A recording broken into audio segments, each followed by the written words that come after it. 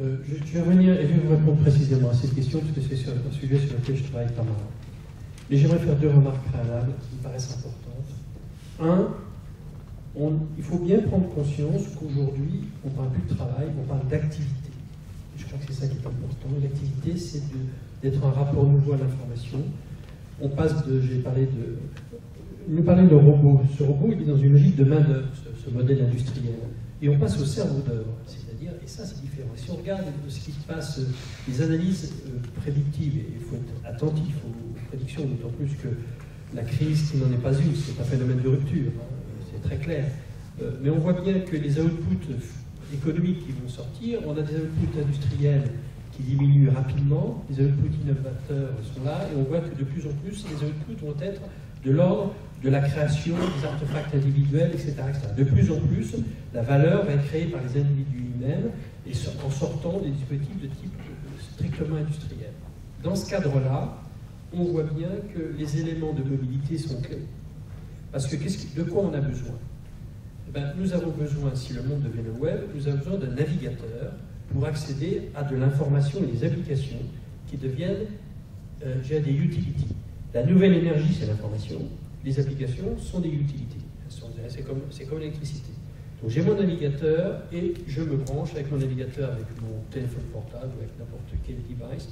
J'accède à l'information nécessaire pour résoudre bien mes problèmes.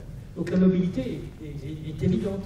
Mais en même temps, il faut de la proximité sociale, parce que nous sommes des mammifères et nous avons besoin aussi de nous frotter, de nous confronter.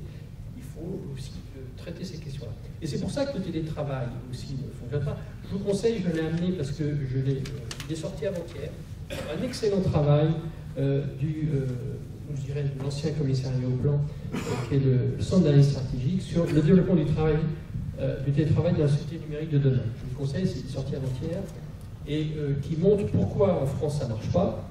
C'est un problème de management. D'abord, point barre. Les managements, ils aiment, dans notre système actuel français, hiérarchique, etc., il faut superviser son collègue. Il vient au bureau. Il y a des gens qui font 90 minutes en moyenne en France, hein, de transport pendulaire. Pour aller dans un bureau, ils se mettent derrière l'ordinateur et ils rentrent chez eux. À quoi ça sert? C'est parce que le chef veut le voir. C'est un problème de chef. La France est, dans ces pays de l'OCDE, est le dernier pays en pourcentage, évidemment, dans l'activité. J'aime pas le mot télétravail. Je préfère le mot e-activité. Parce que le mot télétravail, d'ailleurs, est connoté de plein de choses. On est dans une réflexion autour de la e-activité, et dans laquelle se posent des questions de management, de mesure, de tout un ensemble de choses. Donc aujourd'hui, oui, nous sommes en retard. Et nous devons inventer des nouveaux modèles. C'est pour ça que d'ailleurs, avec Acide, Gilles Béraud et Grenoble Écologie, on travaille sur un gros projet qui mobilise 21 villes en France, dans le sud-Méditerranée, en Europe, pour réfléchir à qu'est-ce que c'est que les nouveaux lieux d'activité intermédiaire qui permettent à la fois aux gens de télétravailler, mais aussi de répondre à des enjeux de socialisation qui sont tout à fait nécessaires pour l'innovation, la création, l'application sociale, etc.